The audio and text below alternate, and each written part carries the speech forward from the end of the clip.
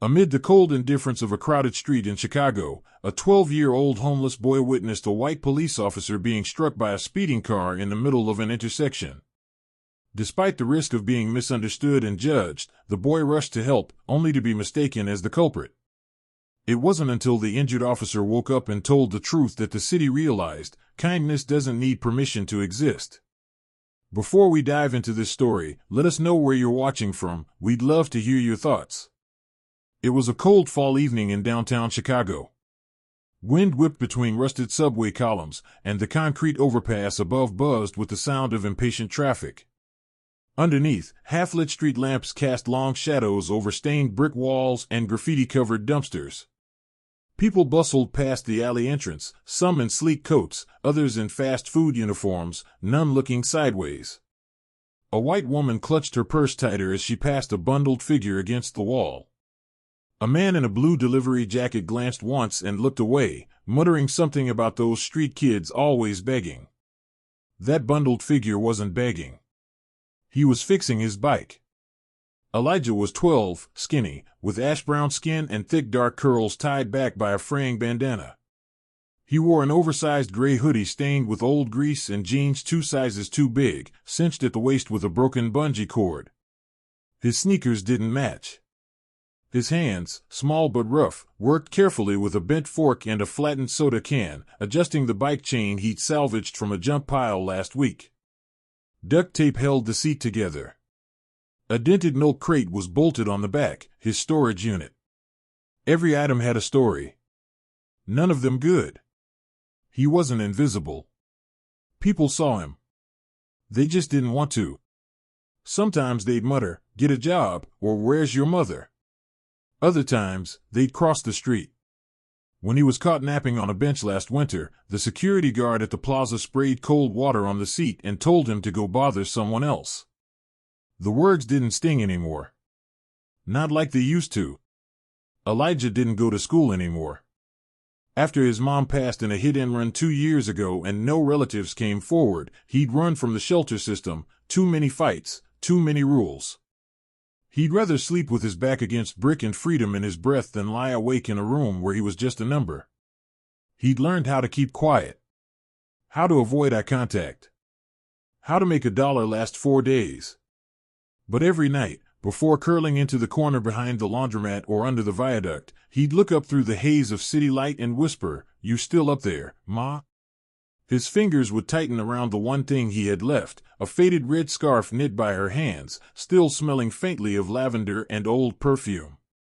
It stayed in his pocket. Always. This night felt the same. But also, not quite. As Elijah patched the last piece of his chain, tightening it with a piece of wire, a far-off siren wailed somewhere in the city. Something was already starting to go wrong. He didn't know it yet, but by tomorrow, his name would be on the front page of every paper in the city. Not as a suspect. Not as a street kid. As a hero no one expected. By the time the sun dipped low behind the skyline, Elijah had pedaled into the loop, weaving carefully between clusters of honking cars and flashing orange lights. The air was heavier here, smelled like exhaust, burnt pretzels, and wet concrete. The streets pulsed with impatience. Office workers poured out of revolving glass doors, holding phones to ears, dodging puddles with designer shoes. Food trucks lined the curb, and a saxophonist on the corner tried to outplay the traffic noise. No one paid attention. Elijah kept his eyes low, hood up. He knew the look some people gave, a mix of fear and disgust. The kind that made him want to disappear. He wasn't there to beg or linger. He'd learned when to blend in and when to disappear. Today, he just needed to get past the downtown strip before the buses dumped the evening crowd and made the bike lanes hell. But fate, as it often does with those who least deserve it, had other plans. The red light at State and Monroe was long, as always. Elijah coasted to a stop just before the crosswalk, feet on the ground, head tilted slightly. Up ahead, in the middle of the intersection, stood a tall white traffic officer in a neon vest, arms raised, shouting over car horns. The guy looked like he'd had a long day, face flushed, voice moving like he was one breath away from giving up on humanity. He waved a delivery van forward and turned to shout at a sedan that had stopped past the line. Elijah watched silently, the way a dog watches a stranger, curious, but braced for disappointment. Then it happened. A roar. Screeching tires.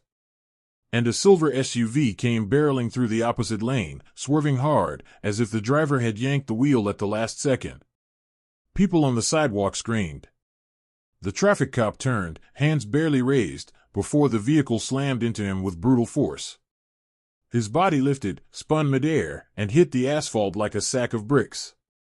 The SUV jerked, fishtailed, and sped off down the street. Everything stopped. For one heartbeat, the entire intersection froze.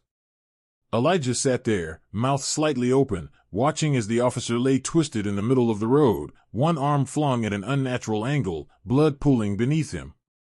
The crowd started to move again. Some people gasped.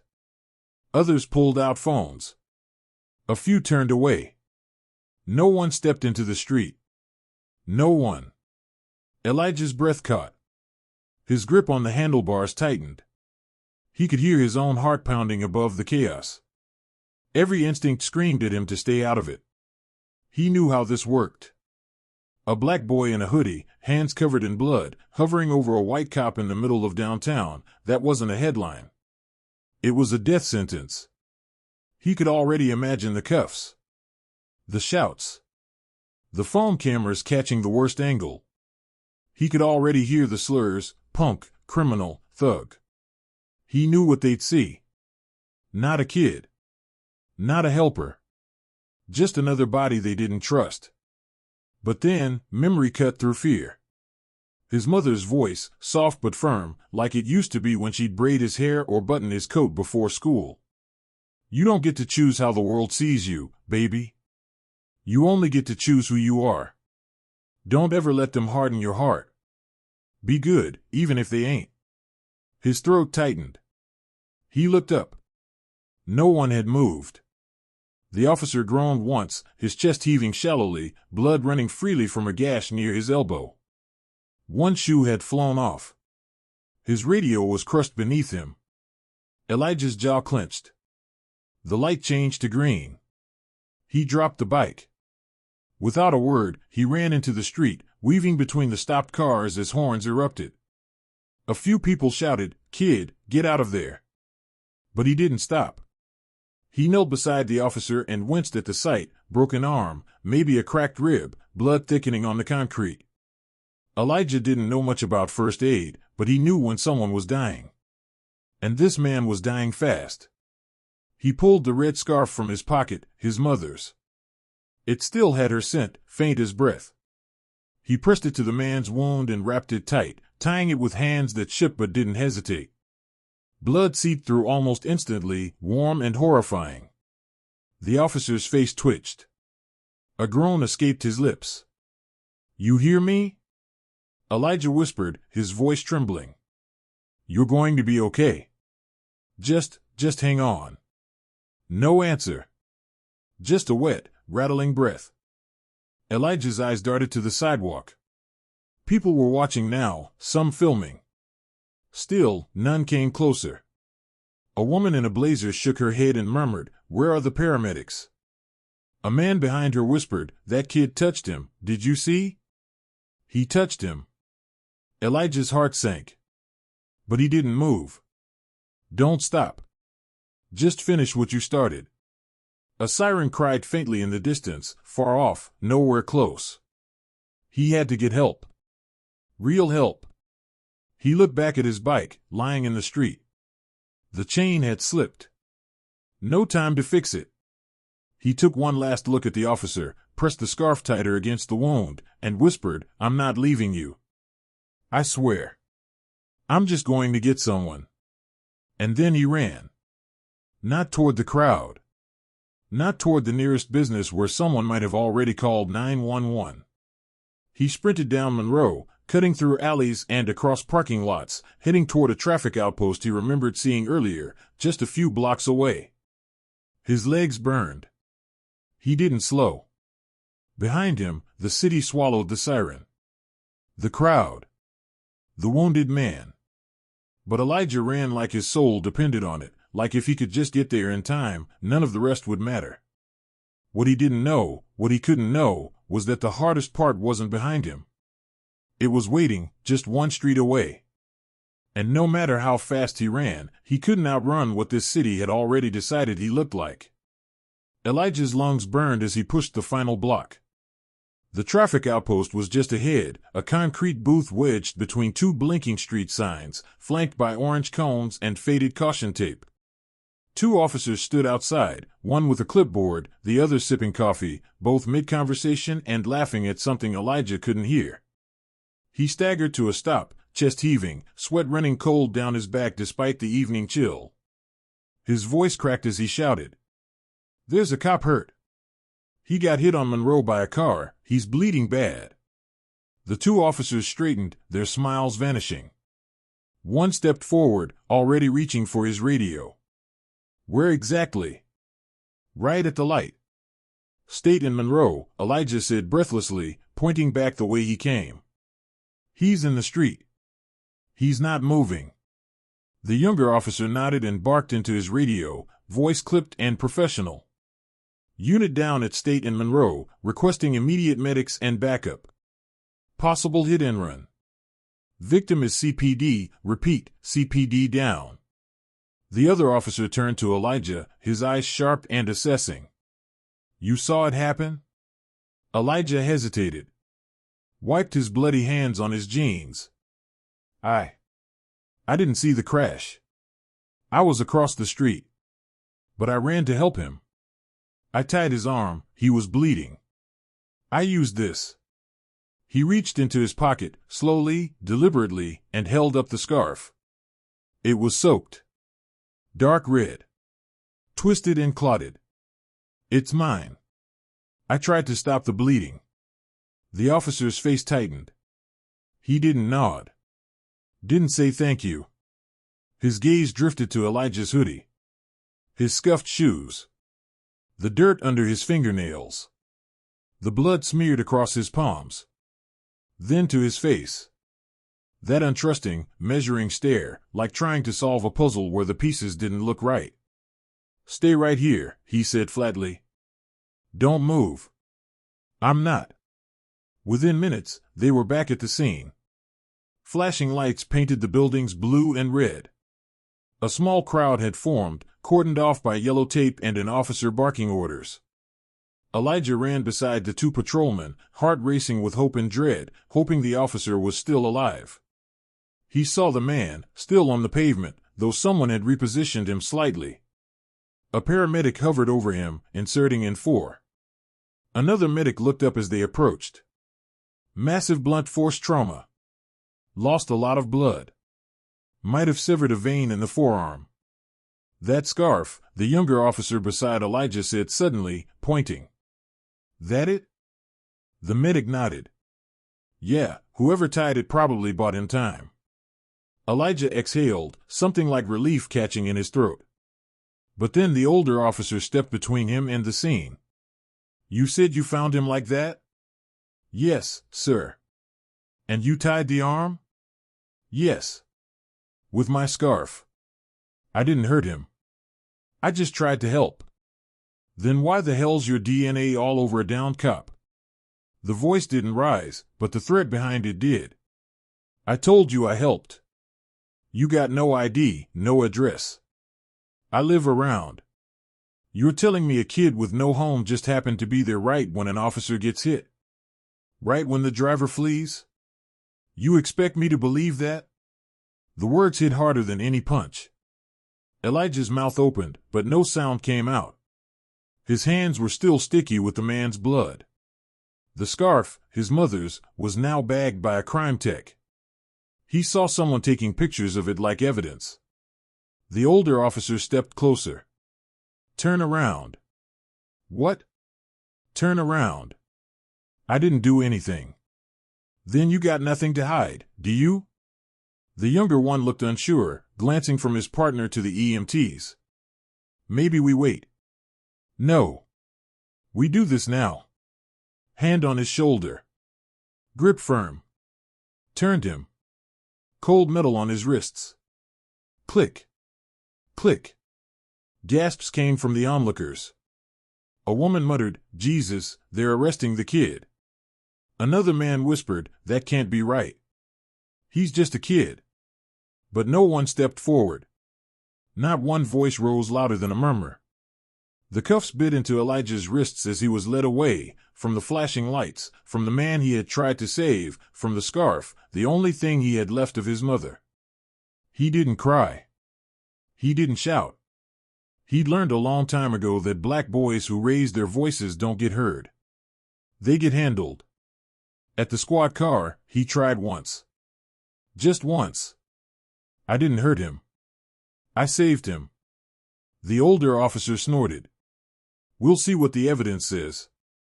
Elijah sat in the back seat. Heart pounding. Throat dry. Watching the skyline shrink as they pulled away. He wasn't angry. Not yet. Not fully. Mostly, he felt the deep, familiar ache of being unseen. Unheard. Judged before he even got to explain.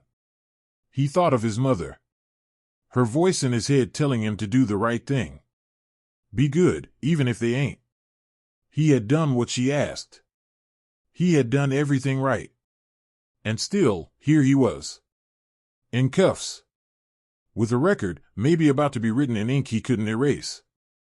At the station, no one met him with empathy. They took his hoodie. His shoes. Fingerprinted him. When he told them again what happened, they wrote it down like they were logging an excuse. When he asked if the officer was alive, no one answered. He sat alone in a pale gray holding room. No windows. Fluorescent light flickering. A chair and a metal bench. Cold steel pressed against his skin. He rubbed his thumb over the spot where the scarf used to rest in his pocket. It was gone now, probably bagged and tagged like some clue from a crime scene. He closed his eyes, not to sleep, just to escape. And that's when the shame came in. Not for helping, but for hoping.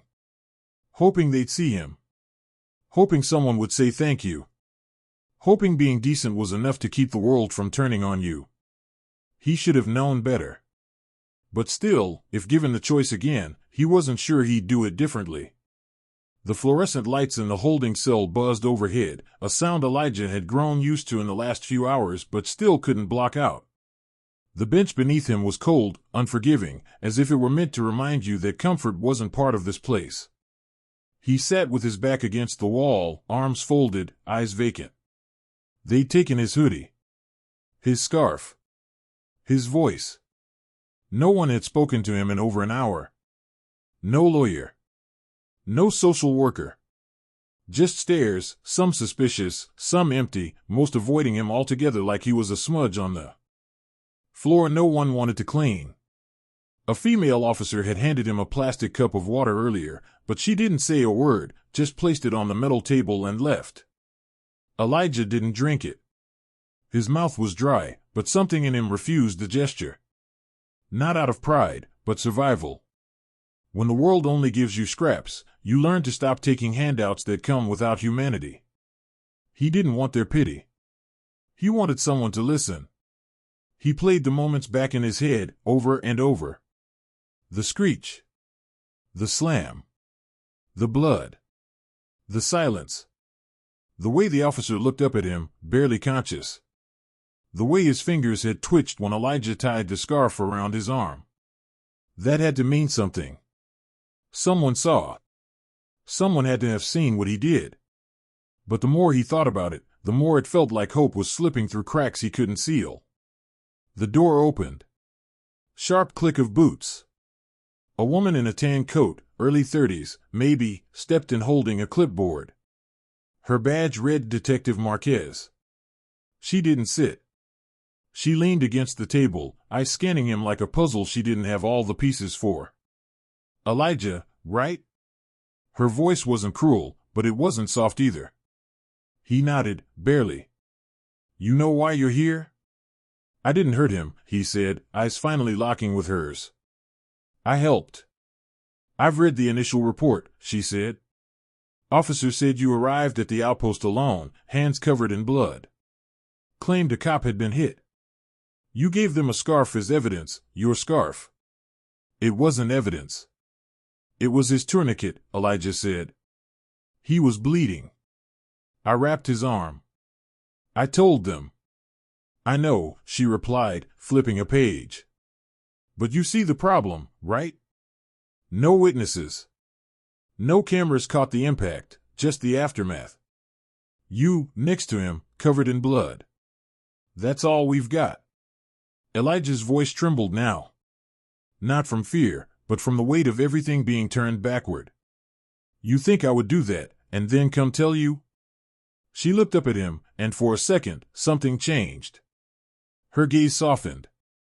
Just a little. I didn't say I think you did. But I'm not the only one asking questions. He leaned forward now, chest tight. Is he alive? A pause. He's in critical condition. Lost a lot of blood. Surgery took hours. He's sedated now, but stable. Elijah sank back. A breath he didn't know he'd been holding finally escaped his lips. He's going to make it? If nothing changes overnight, yes. Silence stretched between them. She stood straight and moved to the door, hand on the knob. Before leaving, she turned and said, I'll be back in the morning. If you think of anything else, anything that might help, now's the time. I already told you everything, Elijah whispered, more to himself than her. But she heard it. The door clicked shut behind her.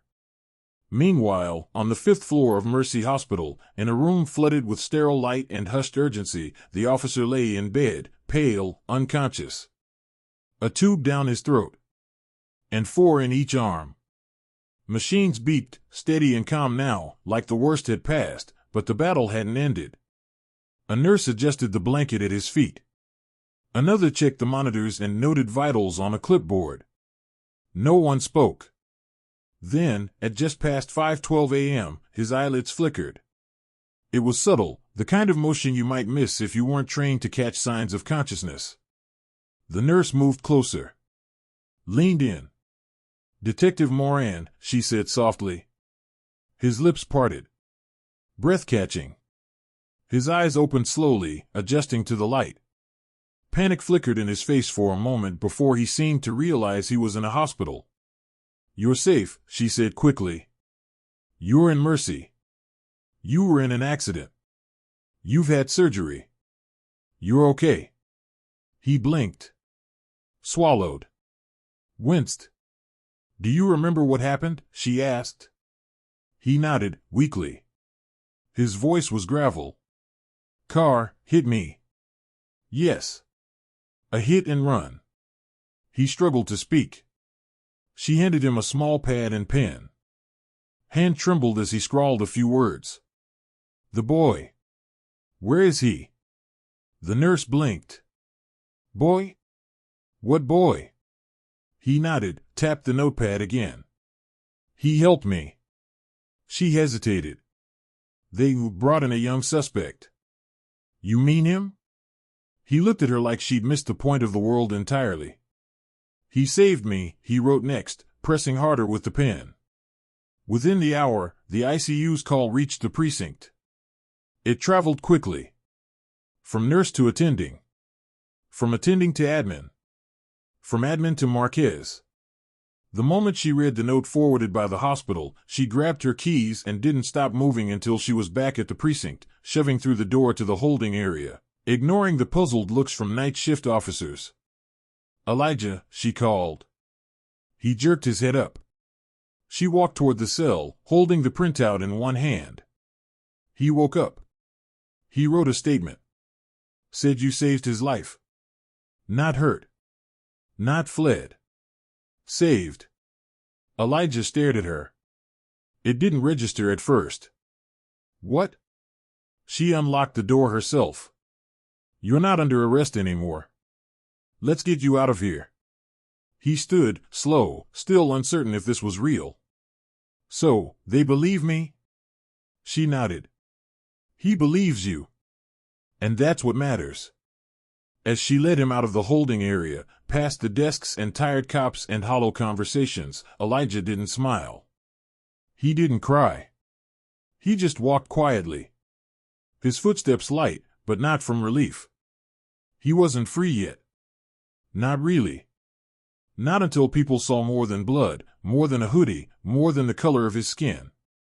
But for the first time in a long time, someone had looked past all that and believed him.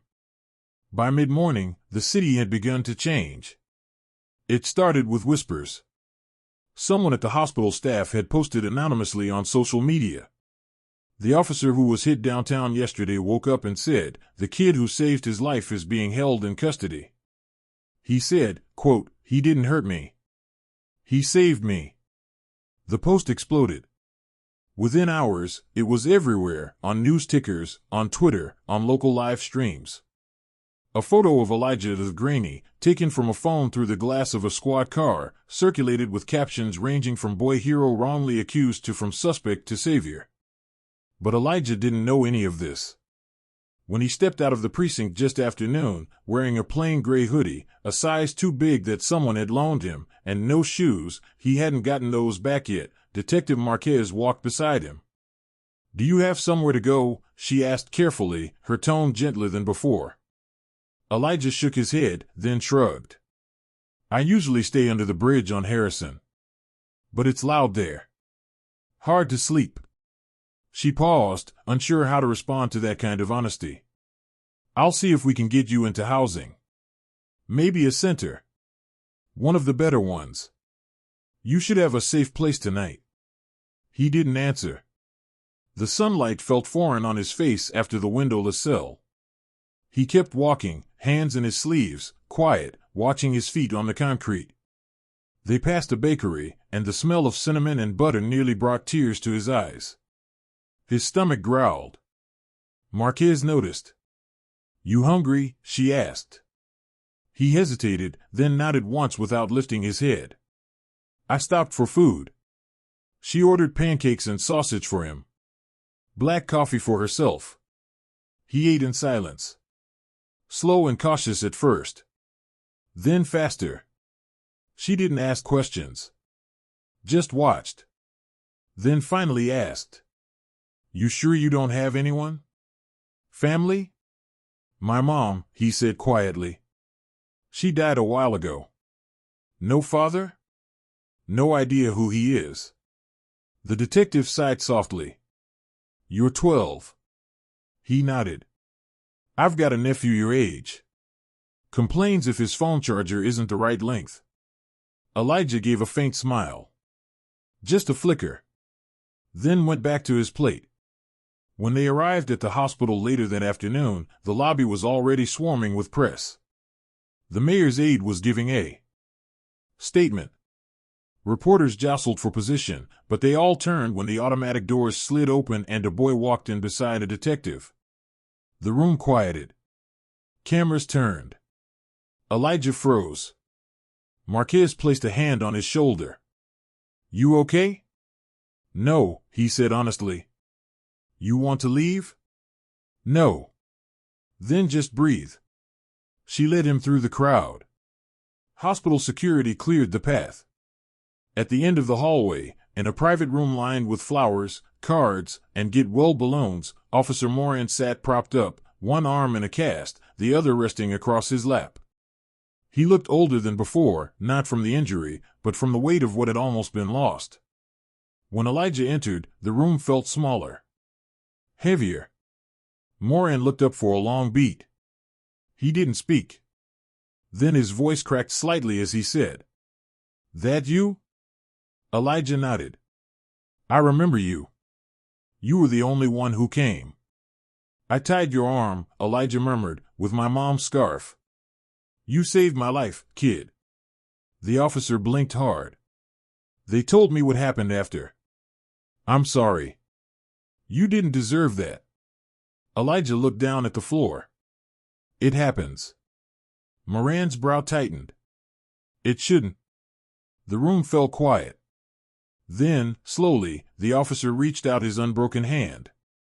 "Come here." Elijah hesitated, then stepped forward. and Morin pulled him into a brief, one-armed hug. The cameras didn't catch this part. It wasn't for them. It was for the boy and the man, two people from different worlds who had collided in a single moment of pain and grace. The official ceremony came 3 days later, held on the steps of City Hall. The mayor, the chief of police, a line of uniformed officers stood before a crowd of hundreds. Schools had let out early. News crews filmed from every angle. And in the middle of the steps, wearing a donated suit that didn't quite fit and new shoes that were still too stiff, Elijah stood with hands clasped, trying not to fidget. The scarf was in his pocket again, cleaned, pressed, and returned. The police had offered to frame it. Elijah had said no. The mayor leaned toward the microphone. Today we recognize not just a heroic act, but a reminder that courage doesn't always wear a badge or carry a title. Sometimes courage is a boy with nothing to gain, nothing to prove, and everything to risk, who chooses to act anyway. Elijah barely heard the applause that followed. He stood still, heart-pounding, staring out at the crowd. Some faces smiled. Others watched with curiosity.